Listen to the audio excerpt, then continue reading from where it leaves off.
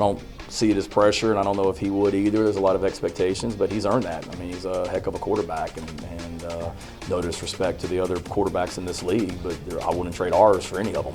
And there's some great quarterbacks, don't get me wrong, but I love what our guy's about, and obviously as a player, but just who he is as a person and his steadiness and his consistency.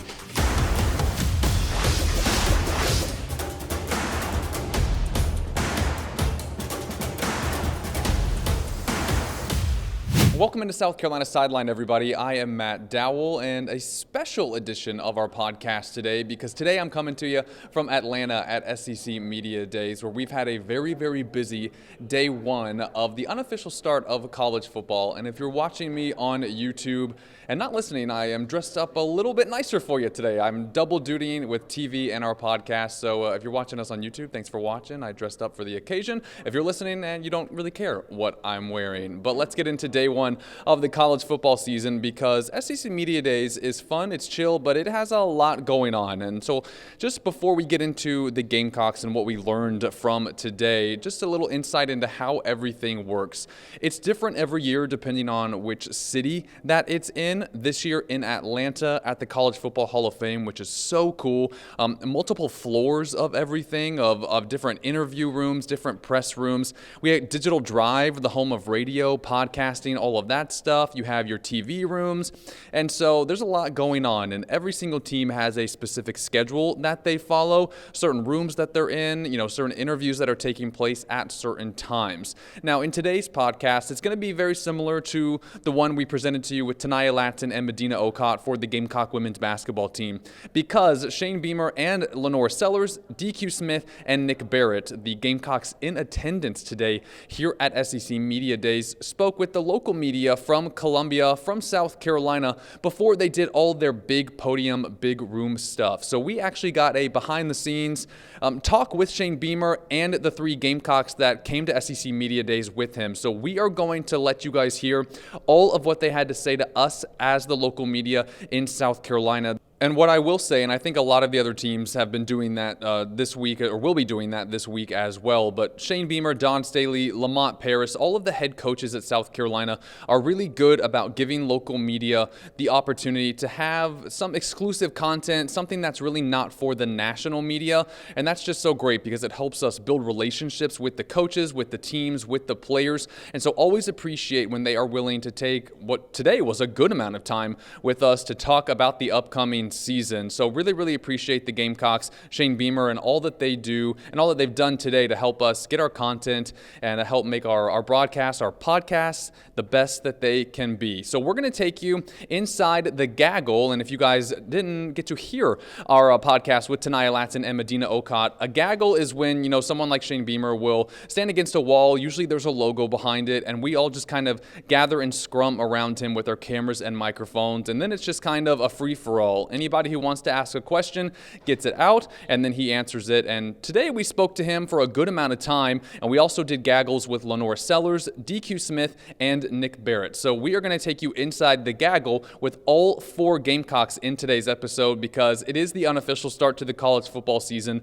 There's a lot to learn, a lot to talk about, and we're going to start with the head coach himself. So let's get you inside the gaggle with the local media from Columbia with South Carolina head football coach Shane Beamer. Shane, this is one of the first times you guys come in with a lot of hype. You're just saying like South Carolina could be that team this year. I know the kids probably never pay attention to it, but do you have to address that with the team and say we still got to go play one day at a time? Yeah, I think it's just continuing to remind them that none of that matters, that really more so now, David, than any other time in probably the history of college football, it's truly year to year. And there's going to be high expectations for teams automatically every year, the ones that typically had a good season the year before and returned their quarterback. They're just naturally going to be picked high, and we're no different. And we embrace those expectations, but it's also understanding that, right now people are saying good things about us. Last year when we were at this event in Dallas, nobody thought we were worth a crap and weren't saying very good things about us. And we didn't listen to it then, and we don't need to be listening to it right now as well.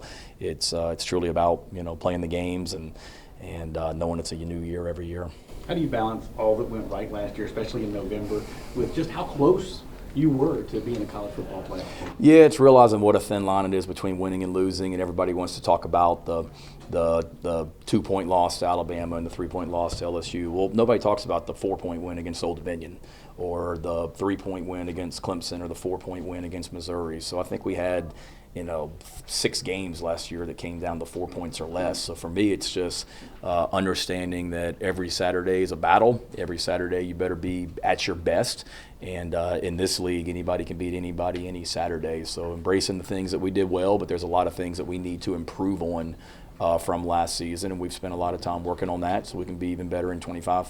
Shane, is there a position group that you feel real confident in at this point of the year, and one that you're like, I got to see a little bit more before kickoff? No, I think all of them. It's all so new at all those positions. Obviously, you feel better when you return a quarterback like LaNorris, and you've got older guys on your defense like we do with 2 of them that are here today, and DQ Smith and Nick Barrett. Those are older guys that have played a lot of football, so you feel good about those spots. But I think every position, whether it's new freshmen that we're going to be counting on or new transfers that we're going to be counting on, there's a lot of things that I'm excited about, but I'm really excited about getting into August and seeing how they've improved this summer, and then going into the season and watching them take that next step. Coach, speaking of pressure, LaNorris Sellers, he was a backup, then he explodes onto the scene, while you behind the scenes may have seen his potential, know what he's about. How do you sense he's handling the pressure that he's walking into year 2 as the day one starter? Yeah, I think he's handled it well. I don't see it as pressure, and I don't know if he would either. There's a lot of expectations, but he's earned that. I mean, he's a heck of a quarterback, and no disrespect to the other quarterbacks in this league, but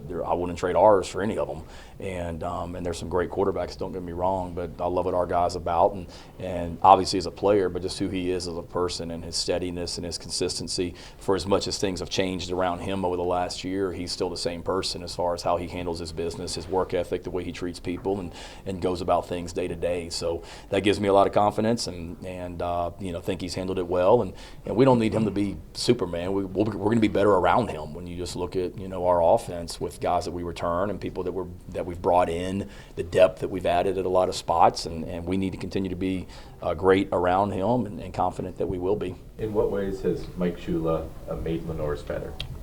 I think anytime you have a guy that has coached, that's coaching the position, that actually has been in his shoes literally as a SEC starting quarterback, and the fact that Coach Shula has done that brings a perspective as well. His time in the NFL with other quarterbacks as well, similar to LaNorris, and that's one thing, just the perspective that he brings. But I think really not just with LaNorris, but the whole offense, because LaNorris and Coach Shula had a good relationship last year because he was in every quarterback meeting. He was on the sidelines with them talking during games and looking at the iPad and all that as well. So they had a good relationship. But I think just with Mike, what he's done to just with the offensive staff in general, schematically, we haven't changed a lot, but we've tweaked some things, certainly terminology-wise, and some of the stuff we're doing in the run game and pass game, and hopefully, streamlined some things and made the whole offense better. And certainly he and LaNorris' relationship is only strengthened because of the extra time they're now spending together.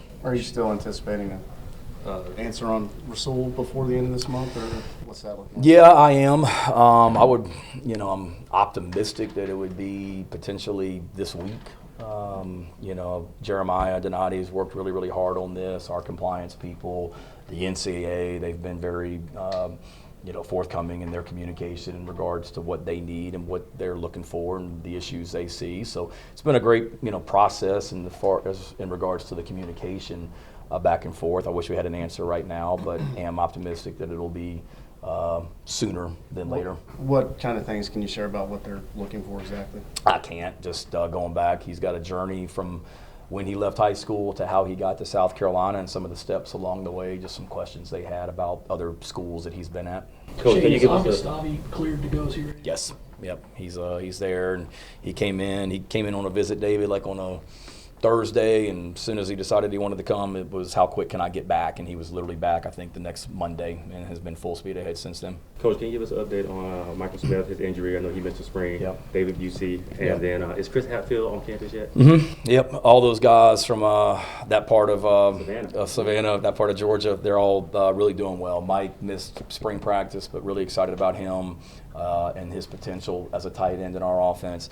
David's fantastic. What a great person and player, and did a great job for us on special teams last year. And he's competing to be a starting safety alongside DQ Smith right now as well, and is doing a nice job. And then Chris got to campus. He wasn't here for spring practice, but he got to campus in May when we started summer school, and has really had a good summer and has shown that he belongs as well. He's got a lot of athleticism and has done a great job in our summer workouts. Shane, the 3 guys that you brought with you today, just why were they the right choice to represent your program? Yeah, for one, they've played a lot of football for us, and I don't take lightly who we bring here to represent our team. It's a big deal to come to this, and I know our players get excited to come to this as well. So we got a lot of guys that are certainly, deserving, and when I started thinking about who to bring, those guys are the ones that came to the top.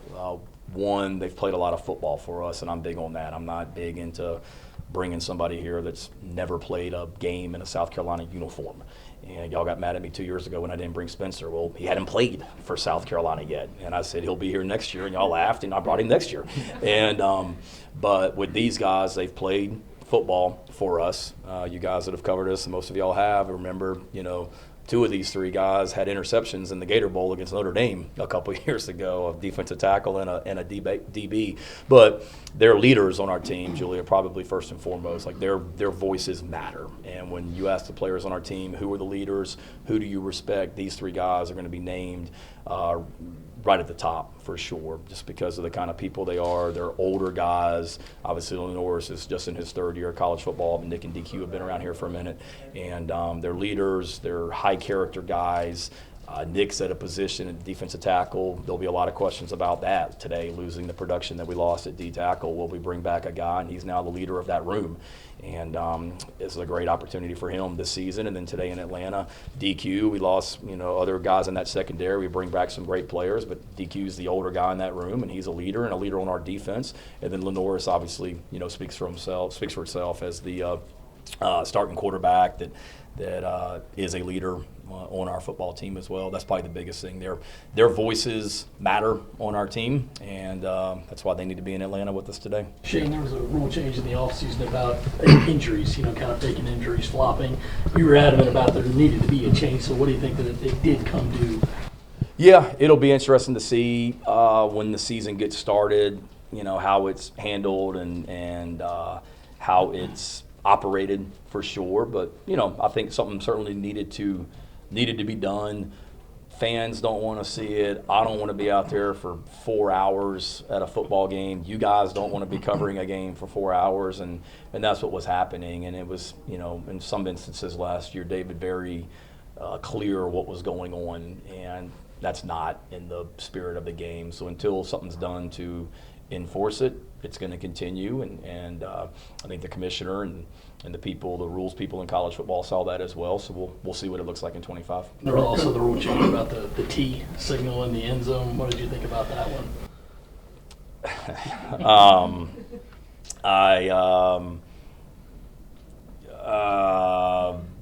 Surprised that became a rule change. In all my years of coaching college football, coaching the kickoff team, I've never told the kickoff team to watch the kickoff returner, and if he puts his arms out, to stop running. That's a signal for the return team to the return team. So it is what it is. I mean, I'm not going to make a big deal about it, but I hate to see that something that wasn't trying to bend the rules. It wasn't a rule, and it was something that we tried to take advantage of, and thinking the other team might stop running, and they did. We don't coach our team to stop running in that instance, but we'll figure out, we're always going to be on the cutting edge and stay ahead of things at South Carolina from a special team standpoint, and we'll we'll not do it and figure out what the next step is. For all that LaNorris did well last year, the turnover, the fumbles. Yeah. You fumbled 17, lost 7 of them. I mean, is that something that you've addressed, and do you feel like you've got a solution to limit that? Not just with him, but really the whole offense. I sound like a broken record every year I come in here when I talk about how we've been so good at taking the ball away defensively, but we got to be better at protecting the ball offensively. I feel like I say it every year. I do say it every year. And last year was no different. And you go back to the question about close games. I mean, that's the difference in winning and losing games, turnover margin. And we fumbled the ball, had too many turnovers last year. So it's really been a point of emphasis with the entire offense when we go back and look at how we can be better at some things that, we emphasize and coach and teach ball security every day in practice. So it went back and said, okay, we went back after the season and said, okay, how can we maybe implement some new drills and some new things that we're doing in practice, looking at how some of the fumbles happened last year. So we changed some drills to emphasize it and maybe teach it a little bit better. So we'll see how that goes. But then certainly with LaNorris, I think that'll just come from experience too and understanding when the pocket does break down, being able to protect the ball like you're supposed to and how you're taught to do. And I don't want to take away his ability to improvise and make plays because we saw a lot of that last year as well. But at the same time, we also got to protect the ball and not put our defense in bad positions. And that's not just LaNorris, that's the entire offense. Yes? Yes, Coach Beamer, you mentioned you're excited to see the progression, how players have when they come back from summer. What about you as a coach? What do you typically do in the offseason to help improve your practice? Yeah, I think right after the season, it's looking back at the previous season and where we can improve, like where we weren't good enough last season. When I look at it, we need to be better in the return game from a special team standpoint. So why weren't we better at returning kicks last year, kickoff and punt return? So how do we get better at that? We need to protect the ball better. How do we get better at that? We need to be better at scoring touchdowns in the red zone. We weren't good enough down there. We left a lot of points out there. So how do we get better? So I start in January with that, but I mean it's ongoing. And then for me, it's trying to learn from a lot of other coaches and talking to other coaches. I'm surrounded by some great ones on our campus, and then it's also going and visiting other places, and not just football coaches, but just coaching in general. So I've spent some time this year visiting other coaches in different sports and picking their brains and talking to some of the coaches on our campus, which I'm blessed to be around some great ones, and going and visiting some other teams, college and NFL, and learning from them. But constantly learning. I mean, I played golf the other day with a general manager in the NFL. So for 18 holes, I picked his brain just on stuff from a football standpoint also. And I don't think you ever stop learning. I love to read a lot and try and learn some stuff that way from a football standpoint and just overall standpoint also. Shane, when you have so many people go to the NFL in one draft class, how can that motivate this roster to see where those guys are and where they can possibly get to? Yeah, ultimately when everybody comes to college, that's their ultimate goal, hopefully to get a degree and then have a chance to go play professionally after college. And you saw guys that did that. So certainly when those guys leave and guys that came in and they developed as well at South Carolina. When you talk about guys that just got drafted, they weren't very highly recruited coming out of high school, or when they came here to South Carolina as a transfer, they weren't very highly thought of as a transfer out there, and what they did in their time here at Carolina. So that's great for our guys to see that you come to South Carolina and you can develop and go accomplish your goals. And then when those guys come back, it was great when all those NFL teams broke minicamp in mid-June that Tonka Hemingway was back in Columbia, and Nicky Manwari was back in Columbia, and TJ Sanders was back in Columbia. And they came back and they talked about how much they missed this place and how much they loved their time here, and they wanted to come back here when they had time off. And that's great for our guys to see too, to make them realize that we got a pretty special thing going here in Columbia, and these guys are coming back when they don't have to. And then just realizing that the blueprint is there, and just follow the blueprint that we have, and ultimately it gets down to developing as players and us developing as a team and winning football games, and then being able to go accomplish their dreams at the next level. You guys stayed pretty dang healthy last year. As you evaluate, did you chalk that up a lot to good luck, or were there things you think you did leading up that prevented those injuries? I think a little bit of both. When going back to how you learn from each season, I think I talked about it last year. Some Jordan was after the 23 season, and we had so many injuries. Looking back at how we do things, not just in practice, but really preseason camp, summer, spring practice, weekly during the season, and there are some things that we can just change or tweak to be a little bit better. So we did that last season, primarily with what we did during preseason camp, tweak that schedule a little bit, one, to stay healthy, but two, to try and get off to a faster start in the season. And I think that certainly has something to do with it. The players taking care of themselves, they got to have some accountability and ownership as well, that making sure they're living their life right outside the building also, and getting their rest and eating the right way and hydrating the right way. And then, trying to educate our guys. We went back last season and looked at, a lot of the injuries that happened in practice, how they happened, and trying to coach our guys a little bit better to not put themselves in the positions that they got in where some of those injuries happen, where somebody falls on the ground and rolls up on somebody's leg. So that was a part of it. And then luck's always, an aspect of it as well. We were very fortunate for the most part. It's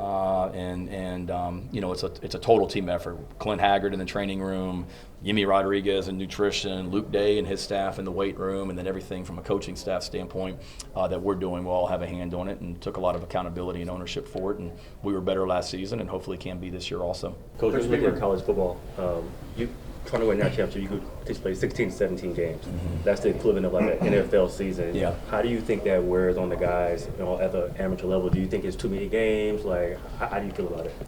It's different, and it's something that all of us as coaches are trying to figure out, because it is a long season, longer than ever. But you look at, a lot of these guys in high school, they practice all summer in high school, and some of these states, they don't have state championship games till literally the Saturday before Christmas as well. So they have long seasons.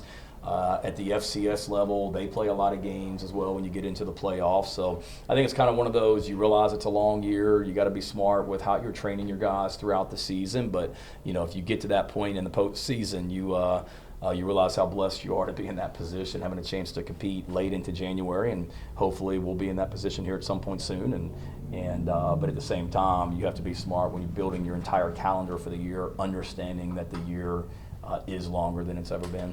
Yeah, Coach Beamer, what does it mean, or what can it mean for the state of South Carolina that both programs, Clemson and South Carolina, are in the national narratives, and obviously two quarterbacks that are elite level Heisman Trophy candidates? Yeah, I think it's awesome.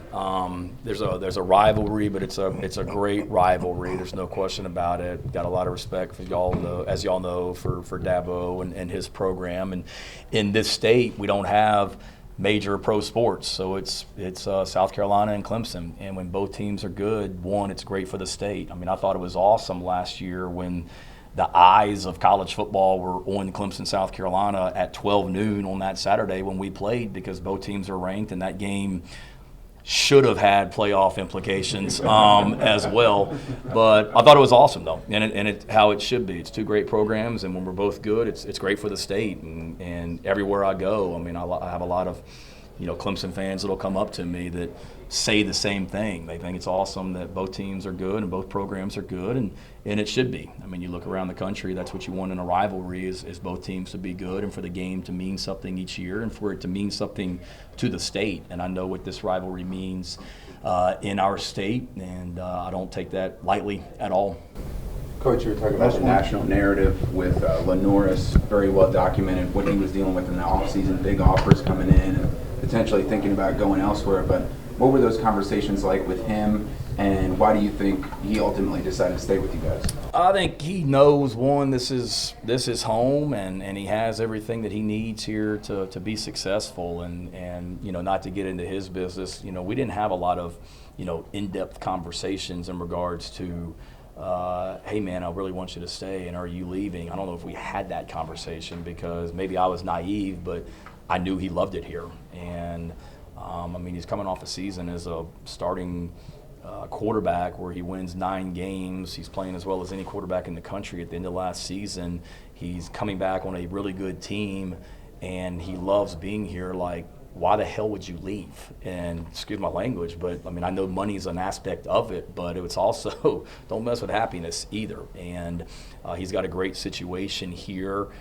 We are what we said in recruiting is who we are, and he knows that everything that he wants to accomplish, he can here at South Carolina, on and off the field. He's doing great academically. He's doing an internship this summer with a construction company for his major, and he's taken the next step football-wise. So, maybe I just had my head in the sand and wasn't very, aware of what was really happening. But I think a lot of him and his mom and dad, and don't get me wrong, we had conversations, and I talked to, he and the family when we had an offensive coordinator opening and wanted to, kind of see where he is on that. So we're always communicating, but I also know that we got a really good thing going in South Carolina.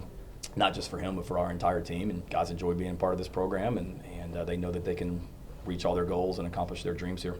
Shane Beamer really taking a lot of time to answer so many questions from the local media in Columbia. So that was a really great start to our day. And then it was time to get to know the players a little bit better, pick their brains about the upcoming season. But a behind-the-scenes story before we get to LaNorris Sellers, because I know everybody wants to hear from LaNorris what he hopes to be a Heisman candidate season. But before we did our gaggle with LaNorris today, one of the SEC media guys, I'm not really sure who he works for, I think it was the SEC, he was doing what he said was a skit with LaNorris, and it was something about he needed a handful of reporters to come out in the hallway and be quote-unquote paparazzi for LaNorris. He was then going to avoid us like he avoids a sack, and then Nick Barrett was going to say something like, oh, this is your guys' first time here, or something like that. So there were 5 of us from local media, and yes, I was one of them that volunteered to participate in the skit. We all went out there with our cameras, microphones, our phones like digital content creators, and we got to participate in a skit with LaNorris Sellers. So that was a lot of fun, and if you're watching this on YouTube, you're seeing the video now from my POV with this sketch, filming it with LaNorris. As of now, when I'm filming this podcast, I have not seen the official final cut of the skit that they were doing, but I'm assuming by the time the podcast comes out, it will be out there. But that was a fun moment with LaNorris, who did tell us that acting is not in his future. So he did it today, lights, camera, action, all that good stuff, but that might be it for LaNorris when it comes to the acting. But with LaNorris Sellers, there's so much hype, so many expectations surrounding him this season. He has definitely been one of the most sought after people at day one of SEC Media Days. And so let's take you inside the gaggle with LaNorris so you guys can hear all of the questions and all of his answers with the local media. LaNorris, there's a lot of hype around this team and around you specifically. How do you think you guys are equipped to handle this? I mean, it's just football. We still got to do what we got to do. We know as quick as it's good, it can turn bad. So we just keeping our head down and working, not really worry about it too much. How has your life changed in the last year? Drastically. It's just going anywhere, people just recognize me and stuff. Going to public, Columbia, even Charlotte, Georgia, different places, Florida, it's kind of everybody recognizes me and knows me, so. Talk about the first 4 games you started last year, and then the last 7. Was there something that changed for you? Because it was a drastic difference, 150 yards a game passing to 250 yards. You took care of the ball more. Just the first 4 and then the next 7. Yeah, I think it was just a growth thing. I had to get used to it, get my feet wet a little bit, get in the field. It was different. It took some adjusting, but once I got adjusted, got my feet wet or whatever, I was good and just rolling. Do you prefer having, no expectations like there were last year versus now where you're in the Heisman conversation? Yeah, I prefer just going out there and playing, not really worry about expectations like you said, just stuff what people are saying, all that. But then how do you now handle that? Because they're here. Yeah, just not worry about it really, like I said. In playing football all my life, had high expectations all my life for myself and my team as well. So, just taking it, going in one area, out the other.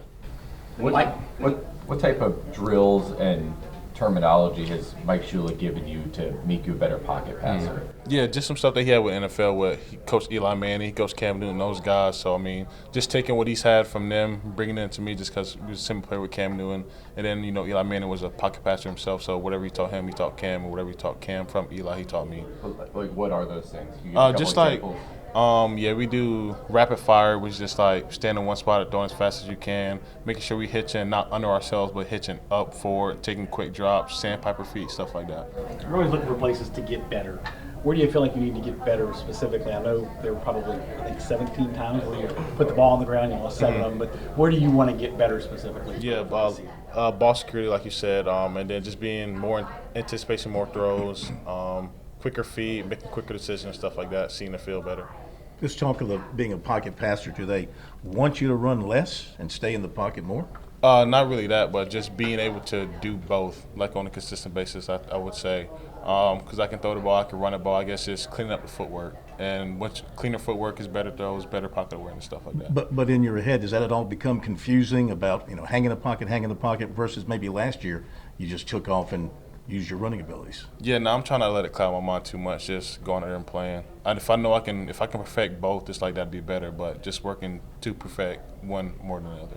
LaNorris, when you talk about how your life has changed over the last year, how can that love that you get from your home state motivate you to be better every time you go on the field? Just really proud in home state, like you said. Like I grew up here, know a lot of people here. Just representing home state just means a lot to me, my family, my team as well. So. Is it a challenge for you to be a more vocal leader? Do you, like last year and the year before, you kind of were taking a lot in. Now you kind of got to lead some young guys, some new guys, some people that are coming in that haven't played as much as you have. Yeah, I won't say it's hard, but just because I knew most of the guys, but like you said, the young guys, I would say it's more challenging just because you don't know them that well. You met them in January, so just going on month 7 with them, learning them, getting to know them, just building that relationship with them would make it easier. What differences do you notice about yourself this year versus this time last year? I'm a little more confident. Like you said, like talking more with my teammates, stuff like that. Just getting used to the system and all that, just being happier and having fun. Do the coaches kind of encourage you to be more, a leader, or is it something you kind of just have noticed yourself kind of taking up? They pushed it more last year. This year they're just more chill about it, and it's just something that I've taken on from last 2 years being in the system. What do you like from? You said what kind of quarterback is DQ? DQ would call himself like a Lamar Jackson type quarterback. I wouldn't necessarily say that. I've seen him throw. It's not pretty. It's not what it used to be. How quickly has your brother climbed up the ranks of your favorite receivers to go to? He's been my favorite receiver. No bias. Actually, it's a lot of bias. But, yeah, just growing up together with him, we already had that chemistry. It was already built. He had to get used to it in the spring ball, so it was a little bit slower for him. But as he's growing and coming along, he's adjusting. You grew up in this state. You knew the Clemson, South Carolina around here. But after you played the way you did against Clemson, what was the aftermath of that the next week, the next month, the next 6 months? Yeah, just a lot of different people with a lot of different opinions. Seen a lot of Carolina people that was super happy. Seeing some Clemson people who were mad. Some were surprised a little bit. But yeah, you really see how much it meant that week after the game. With DQ and Nick, who were here with you, obviously, what kind of leadership do they provide? Nick, DQ is more of a vocal guy when he wants to be. Nick is kind of quiet like I was, but he'll talk when he needs to talk. So I'll say we all kind of lead in similar ways, just being more vocal, talk to the team, talk to our guys. It's not really like calling the guy up and talking to him. It's more of like going to him one-on-one and talking to him rather than calling him up in front of the whole team and stuff like that. So, who are some of the guys you'd say have grown the most throughout the summer and coming in from spring ball? Let's see. The young guys made a big jump. Faster. I think it's just how we work the weight room system, how we all work in a position group. Everybody gets more comfortable faster. So they can just be themselves a lot quicker than you would if you go to like a school where everybody don't really know nobody. And let's see, Razul, all the receivers that we brought in, like I said, the freshmen. Then the transfer DBs, Miles came in, Brandon Cisse, all those guys came in, put their head down and work. So. How have you seen Rasul's morale been during everything going on with him? Like, how's he been? Yeah, happy actually. We spent a lot of time together. Like spring break, I think we was in like Florida together, Columbia and stuff. We hang out together. He's playing the game, always happy. He's talking to us. He's in a good mood. Try not to talk about it too much, but he understands like the seriousness of the situation. What are those traits you notice about him just as a running back from working with him in spring ball and stuff? He's quick, agile. He's kind of physical too for his size. You wouldn't think that much because he's like not as big, but he's not small either. But he's quick. He can move. He can run, agile, and all that. Do you feel like South Carolina is still an underdog in the SEC? Yeah, no. I just say that just because, I mean, SEC is no telling. Like every week is something different. Like a new team could win or lose. You got to go into a game with the same mindset every game. But then again, I just think that some people might not think that we can do it again, just like what we did last year. But we still got to play football. So when you think about the close losses that you guys had, like how much do you think about that? Because you guys, 2 points against Alabama. Like how much do you think about how close you were to potentially playing for the SEC championship and going to the college football playoffs? You just realize how big 1 or 2 plays are in a game. it always comes down to 1-2 plays. In the SEC, it's 1 touchdown games, 3-point games. They're usually close, not a lot of blowouts. So 1 or 2 plays is what the biggest difference in the game. Up next for South Carolina is senior DQ Smith, the Spring Valley High School alum and graduate who of course played quarterback for the Vikings all those years ago, now on the other side of the ball on the defensive end, and he has become such a leader for this South Carolina team. And this is a defense that is going to need guys to step up. They lost so much talent to the NFL, which is a good thing, but now they got to think about the next chapter, and DQ Smith, certainly one of the faces of this Gamecock defense this season. He says he's grown so much since he first became a Gamecock all those years ago, and he's looking forward to showing everybody what this year's defense can do. So let's take you inside the gaggle with DQ Smith for all of what he had to say to us this afternoon. When you lose so many guys off of last year's defense, I mean, 5 of those guys were taken in the top 4 rounds of the draft.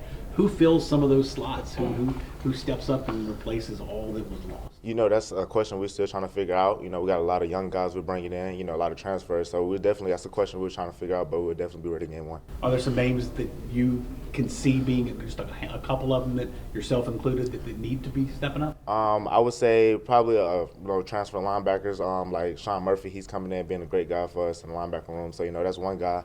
And then, you know, a lot of the young guys, you know, stepping up. So, you know, there's really no telling how it is going now. Does it piss you guys off at all that the whole narrative around the defense is what you have to replace?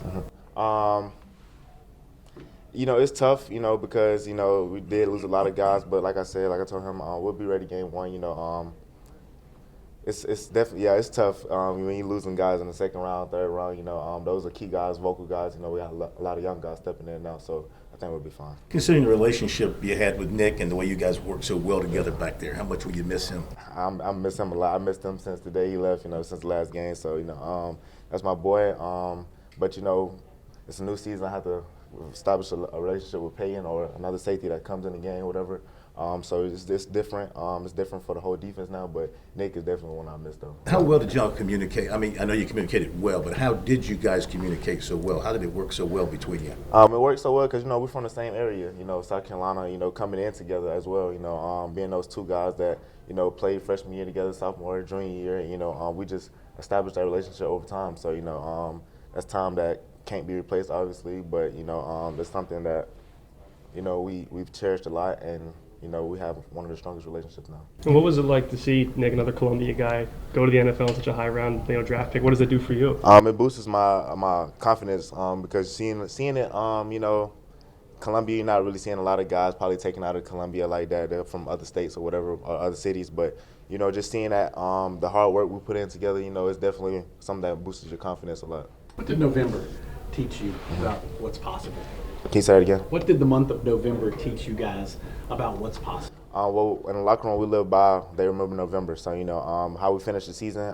But hopefully we're looking to starting off that way so that can lead on through the whole season, you know. But November is definitely a huge month for us, you know, because it goes into the next season, and what this season is now, how we finished in November. So, you know, just having that confidence going into next season was the main thing. When you think about your first day as a Gamecock and leading till now, how have you grown as a person and as a player in your time at South Carolina? Becoming more vocal. You know, coming in, I wasn't really that vocal. I was a quiet guy, just kind of coming in, playing ball, you know, listening to what I'm told. But now that I know a lot, you know, being more vocal, leading the younger guys, you know, even the transfers, even just making sure everybody on the same page. Because if we're not on the same page, no, we can't be a successful team if everybody's not on the same page. When did you kind of feel that way about yourself? I felt that guy going into my sophomore year, actually, because, you know, I knew the playbook from the top to bottom. So just as I gained more confidence, knowing the playbook more, you know, I became more vocal. What was the most impressive thing LaNorris Sellers did this spring? The most impressive thing? He did a lot of impressive things, but just his accuracy, man. Like, I would say how accurate he is now. He reminds me of Spencer Rattler a lot now, you know, just how accurate Spence was, you know, how he can, I say, read defenses. You know, that as well. He's getting better at that. So, you know, just certain tendencies Spence picked up on, he's starting to do now. So it's just something that happened good this morning. What's it mean to you to be one of the 3 guys that Coach Beamer brought with him here this morning? You know, it's an honor because, you know, a lot of people can't come to it. Like you said, only 3. So it's definitely an honor. The work I put in, he sees it. So just the type of guy I'm in the locker room as well, you know, he sees it. So it's a huge honor. You get a behind-the-scenes look at LaNorris, and a lot of the talk today is, man, he's stepping into a greater level of expectation heading into this year. How do you sense he's handling it with the behind-the-scenes look that you have? Behind the scenes, a lot of things people don't see is how great of a leader he is in the locker room. He makes sure that guys are on time. If they have walkthroughs or something, he's always the first one in there, working out on the field. He's always one of the first ones to finish. So, just seeing that every day, man, it's contagious. The younger guys pick up on it. The older guys pick up on it as well. So it's definitely a contagious feeling. And, he's got better since last year. He's more vocal as well. You mentioned Peyton Williams. What did you see from him in spring practice and really the rest of those guys working to replace Nick?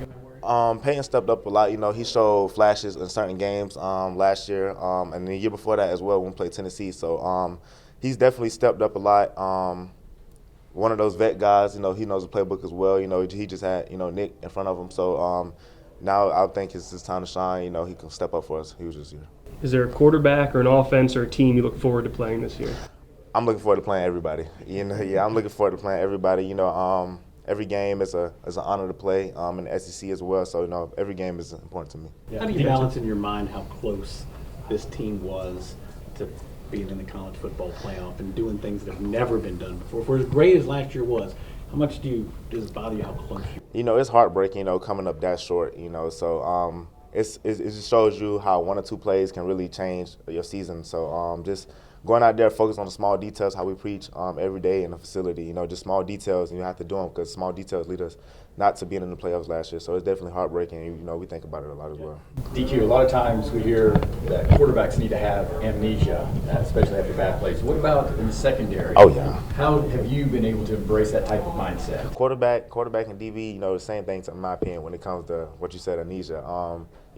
Bad plays happen. When they happen, you have to be able to bounce back next play mentality because, if not, it's going to lead on the whole game, and it's going to be in your head, and you can't play to your full potential how you want to play. So it's definitely something you have to have. Yeah, how do you guys support each other as a secondary overall? We know plays happen, so we bounce back from it. We all believe each other. We see what we do in practice. We all got recruited here for a reason. So we all have the potential to really do good things. So just knowing what everybody's potential is, knowing what we can do, we are confident in each other. We just bounce back from it, lean on each other. Where do you think you've improved this offseason? Becoming more vocal, leading the younger guys, because we're going to need them, in my opinion. We're going to need the young guys to step up and be huge contributors to our team this year, so being vocal. Being on the other side of the field, what did you see out of Rasul in the spring and now going into the summer here? Tough runner, but he can make you miss as well. One of those guys, one of those vet guys that have played a lot of ball, so he's making me a better open field tackler as well. When he breaks open field plays, I have to tackle him. So, it's no better than that. Where did the whole free Sewell thing start for you guys? It started after a workout. I would say like a month ago. We had finished a hard workout and somebody broke it down. After that, we just all started saying it. What does he mean to you guys in his few months here on campus? He means a lot. He brings a lot of confident, hard-working, just a strong mentality to the locker room, we all want. And, he's bringing it to the running back room where we lost, obviously Rocket Sanders. But, he's picking up where Rocket left, and, he's one of those guys we're going to need this year. At what point in the offseason were you like, all right, enough with practice, let's get on the field? Ooh, I'll say since day one. I've been ready to play since the season ended. So, I'm just ready to play. Yeah, that's all I can say. I'm ready to play.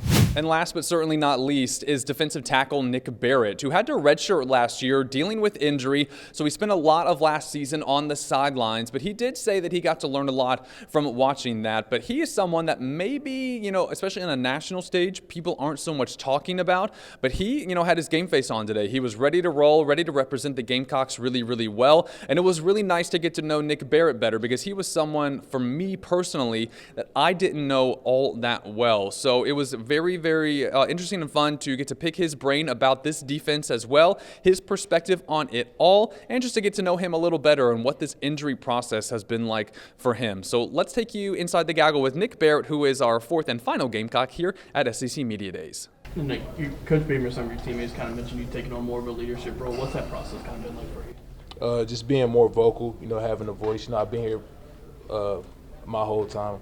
So really I know the playbook, just setting the standard, letting guys know how we do things here at Carolina. I've seen a lot of guys come through here lot of D linemen, a lot of good defensive players in general. Jalen Foster, Zach Pickens, T.J. Sanders, Tonka Hemingway, guys like that. So I just, yeah. You redshirted last year, correct? Yeah. What went into the decision to redshirt at that point in your college career? I was battling injuries last year, so by the time I got to the 4th game, talked it over, went and got surgery, bring me back next year. Bring me back for this year. And how do you feel coming into this year with that, time off recovery? I feel confident, ready to get out there, make some plays. What does it mean for you to be here? What does it mean that Coach Beamer selected you to come to this event? It's an honor, something as big as SC Media Day, it shows what he thinks of me as a leader. So I appreciate him for that. What is that relationship between you guys like? It's a great relationship. When you think about all the time that you had to recover from your injury, what can you learn from just observing and watching in that time off to get you ready for this season? I just watch what guys do. I just watch, from just from the sideline. I saw how we would finish games, how we would put it all together, and how we would work as a team, how we dealt with adversity, and how we climbed back to come out and finish games. So, we had some tough games we had to finish. Nick, in a lot of ways, last year was historic, with the stats you guys produced as a defense and then with the production that left via the draft. How motivated do you sense this team is to duplicate what happened last year as you as a cornerstone at defensive line? I wouldn't say duplicate. Every team is a different team, and we definitely have that hunger because, we got a chip on our shoulder. Everybody thinks that, since we lost great players, that we're not going to be a dominant defense. So we definitely got a chip on our shoulder, and we're working towards that. Who are some of the names that are going to fill some of those gaps from the, I think, 5 guys taken in the first 4 rounds? Who are some guys that are going to step into bigger roles, yourself included? Do you want to just know who who do you think? You're there at practice every day. Who are some of these guys that we're going to hear about this year? Dylan Stewart, obviously, JT Gear, Brian Thomas, Jalen Kilgore, DQ. Really, the whole secondary. The whole secondary is great. And we brought in a lot of athletic linebackers. With Sean Murphy, Fred Johnson. He's coming back. So yeah. What have you seen from Dylan coming into his 2nd year? Dominance. What makes him so good? He's just a ball player. He's just a playmaker. It's just God-given talent. It's nothing you could do about it. How's it been with all those new guys in your room, at your position group, getting to know them and play with them and that type of stuff? It's been great, man. I've been building a great bond with those guys. At first, it's we didn't really talk to each other, and then now you can't get us to shut up. So it's it's great. I've been bringing them along. Showing them what it's like to be a SEC D tackle. So yeah. Is there anyone you model your game after, or you try to take stuff from? I wouldn't say model my game after, but I try to watch film on guys like Javon Hargrave, Liam McNeil, and Dexter Lawrence. I know it's a Clemson guy, but good player. What do you want to take from them, or what do you think they do best? Just their run stopping ability, and I look at the body types too. Try to get a similar body type to mine, see the pass rush moves and how they operate.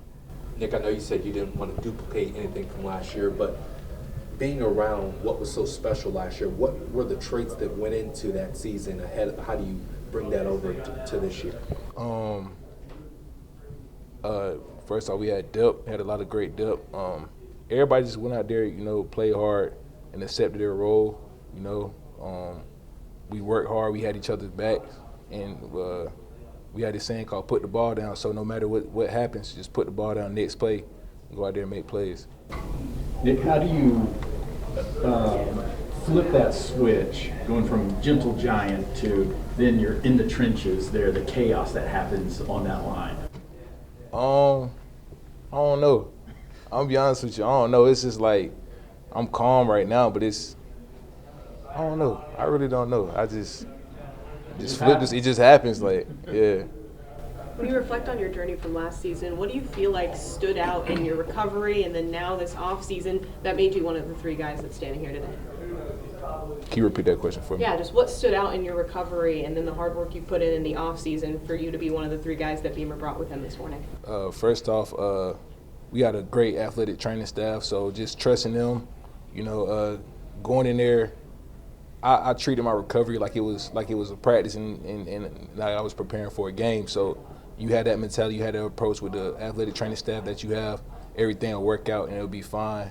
And just going out there, just trying to get better every day, just doing things different every day, improving every day, and then just doing more, just try to do more, and that's what worked for me to get me here today. What does Gabe bring y'all's defensive tackle group? He's obviously been in the SEC and been around this level of ball. Gabe Brownlow, didn't he? Oh, Gabe, he's a great playmaker. In the spring, I've seen a lot of flashes of him, in the backfield. I seen him like in the scrimmages. I've seen him in the backfield a lot, getting sacks and TFLs. He can be a very disruptive player for our defense. Does your D-line have any sort of like statistical goals, sacks, pressures, rushing yards allowed, anything like that? I want to say last year we were trying to break the sack record, so I think we came up like 2 or 3 sacks short. So this year we're definitely trying to break the sack record for South Carolina. I think it's like 42 in the season or something like that. Don't quote me on that, but it's somewhere around that range, like 40 to 45, somewhere in there. South Carolina in Atlanta for SEC Media Days. They opened their season in Atlanta against Virginia Tech in late August, and they're hoping that they'll be back here for the SEC Championship a few months from now. But it all starts in late August with Virginia Tech. We're looking forward to a really, really great season with South Carolina. It's been a busy day here with the Gamecocks. Really fun to see them in this atmosphere and what is the unofficial start to the college football season. Thank you guys for listening. If you're watching me on YouTube, thanks for watching. I hope you like my suit and my tie combo, one of my favorites. But make sure, as always, to like, subscribe, comment, follow us here on South Carolina Sidelines YouTube page or wherever you listen to your podcast. We are very, very excited that football is here. We're excited to be doing this podcast, continuing it as it's still young, still early in its life. It's been a lot of fun to do. But thanks for watching. Thanks for listening. We'll see you here Thursday on South Carolina Sideline.